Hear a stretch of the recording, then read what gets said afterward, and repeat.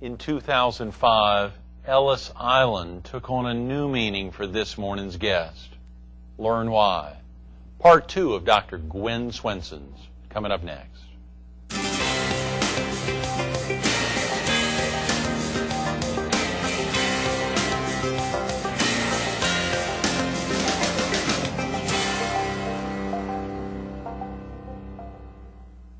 Good morning. Welcome to Carolina People. This morning we're at grassy Granite and Marble on the frontage road off Highway 544 between the Intercoastal Waterway and South Carolina 31. We're focused on a true Carolina person, Part 2. Gwynn Swinson, the Special Assistant of the Chief Executive Officer of Duke University Health System and the Duke Raleigh Hospital. Good morning, Gwynn. Good morning. Nice to see you again, Greg. Part 2, and of course, we really appreciate you coming in to help us kick off Black History Month as well. Scotty Davis, earlier in the week on Monday, who was in with us talking about the Building Bridges program, highlighting a number of pieces to kick off the month, but particularly good to get you in. And I think viewers will understand why as we get into much of your upbringing as well. Well, thank you. And I do actually direct and oversee community affairs and relations for the Duke Raleigh Hospital, which is where I'm currently based. You are based in Raleigh now. I am based in Raleigh. The Duke Medicine system is comprised of 3 major hospitals, which is the Duke University Hospital, that's an academic medical center located in Durham, Durham Regional Hospital, and which is the community hospital in Durham, and then the Duke Raleigh Hospital, which was formerly known as Raleigh Community.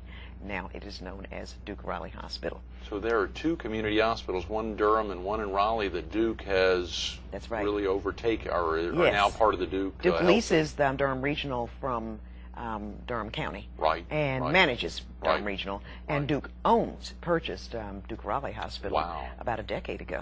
It's 186 bed full, full facilities are available for inpatient and outpatient care. There's some tremendous health care in the Triangle, though. They're across the board, both tied to Duke and not tied to Duke. It's a great area to be. And it's a pleasure to be back at Duke. I was on the university side at one time as Associate Dean of the Law School and as an alumna of the Law School. And now it's a pleasure to be a part of the Duke Medicine community because health care is, as you pointed out, Greg, a vital issue for every person in this country. Absolutely. Here on January 10th, when the Republican candidates were in town in Myrtle Beach, doing prior to their primary, and then last Monday, the 21st, the celebration of Dr. Martin Luther King Jr. Day, when the Congressional Black Caucus Institute and the Myrtle Beach Area Chamber of Commerce teamed up. I watched them on TV. Host. Did you watch it on CNN? I certainly did. Were they great? Boy, they were wonderful, and they were very spirited debates, were they not? All 3 of the candidates very spirited. Of course, a former Tar Heel U.S. Senator and a South Carolina native son, and then Senators Barack Obama and Hillary Clinton, who are 2 superstars. All 3 of them really get you excited.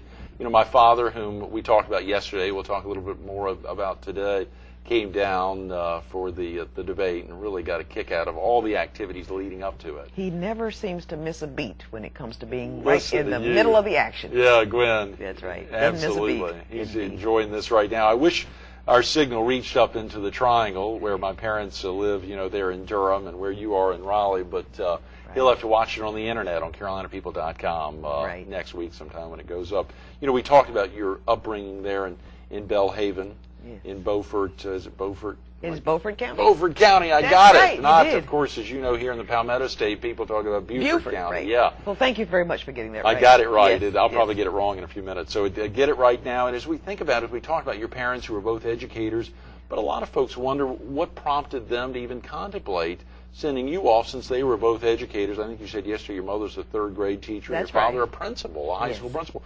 How could you have gone off to prep school or to a Quaker school there? It was a prep school, and it was necessary to protect my security and my safety. Because right after the Supreme Court decided to move with all deliberate speed to integrate the schools in the South, my parents were asked by the superintendent of Beaufort County Schools to be the first principal to accept a white teacher at his school, and mother was asked to be the first African-American teacher, then Negro teacher, she was called, to go to the white school. So consequently, when my parents were asked to really be the, I guess you would call it the pioneers, to desegregate the schools in our county, crosses were burned on our front lawn. On your front lawn? Yes, and threatening phone calls were made continuously. And threats were made on my parents' lives and on mine. So in order to ensure my safety, they sent me up north, as they called it, up north, to the great state of Maryland, which was a part of the abolitionist movement historically. And I went to a Quaker boarding school, and they liked the philosophy of the Quakers, which is what attracted them, which is a pacifist philosophy, as you know. And so consequently, at the tender age of 13, off I went to Sandy Spring Friends School in Sandy Spring, Maryland. Son of a gun. Right outside of Washington, D.C. It's affiliated with Sidwell Friends.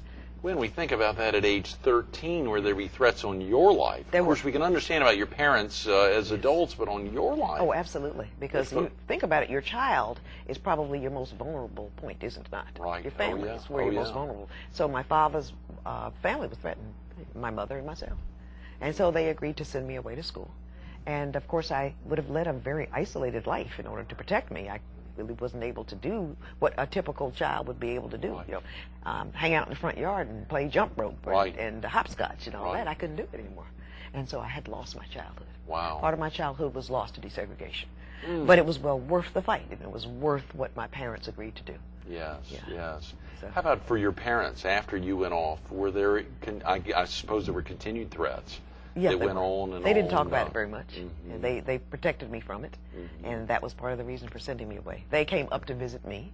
I came home only on holidays and stayed pretty much on my grandparents' farm.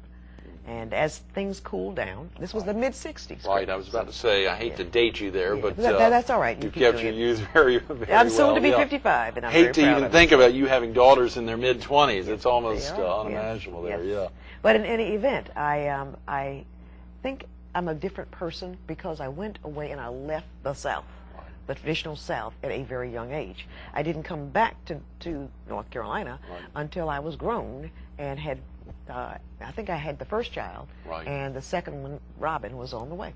So Jamil had been born and Robin was on the way when your father enticed me to consider coming back home.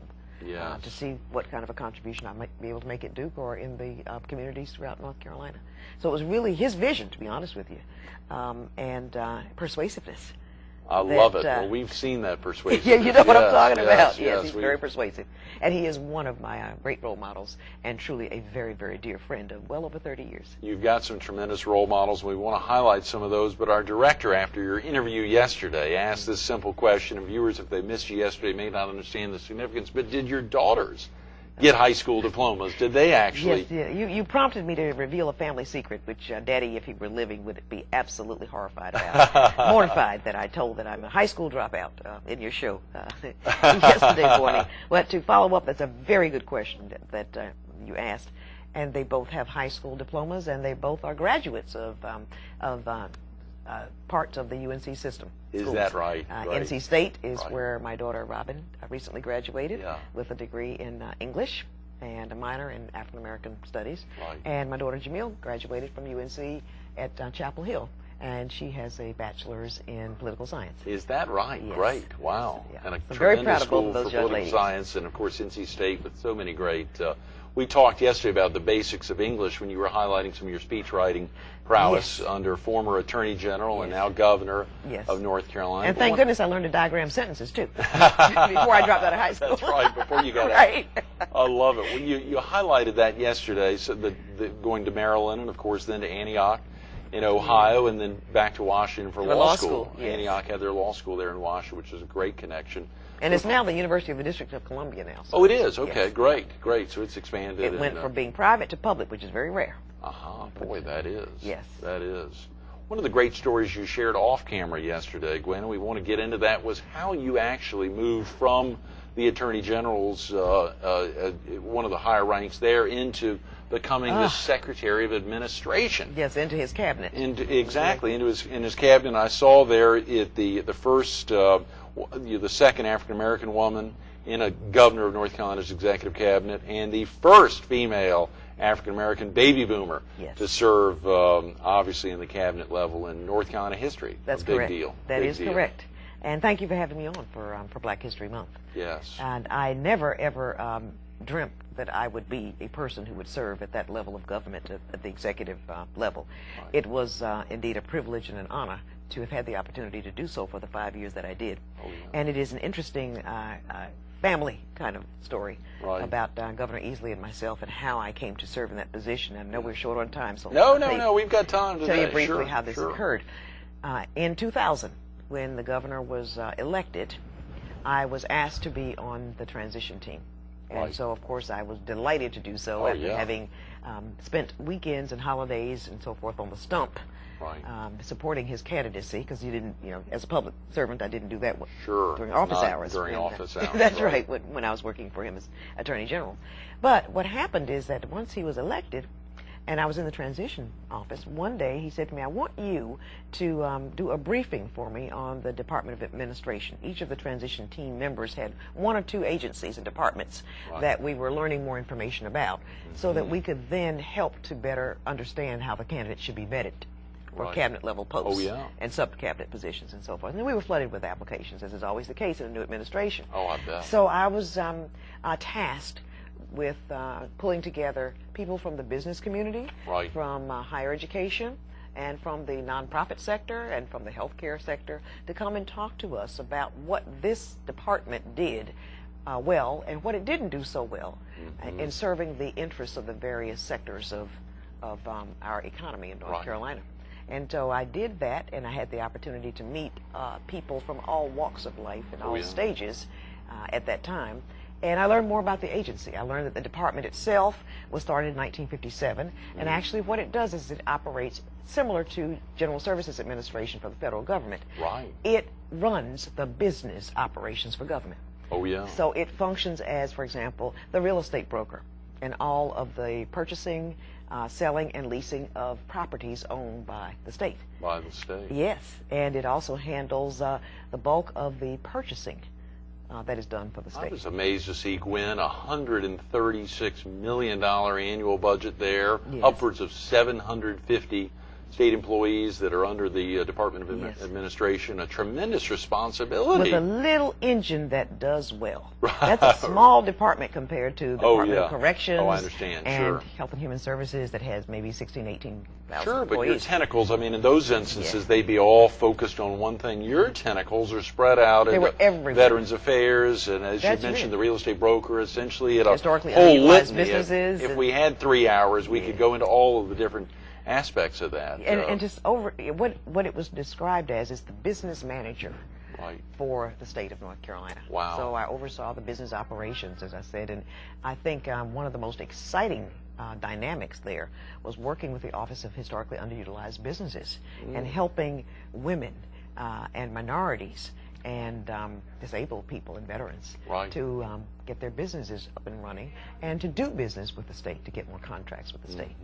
And but in any event, the department had many tentacles, but we handled $5 billion worth of construction projects. Because at that time, North Carolina was overseeing its higher education bond project, which is a $3.2 billion bond project, the largest ever in the history of this country, to help revitalize the You're saying the history of the country, not just in the history of North Carolina. Higher education bond in the history of the country. That's tremendous. And it was to construct new buildings and to refurbish facilities at the community college level, as well as throughout the UNC school system. Exactly right. So I had the privilege and sometimes the burden being the business manager, being the business manager, to help oversee some of those operations, particularly when it came to inspecting buildings and working with the departments of insurance and other departments to make sure that things were properly done.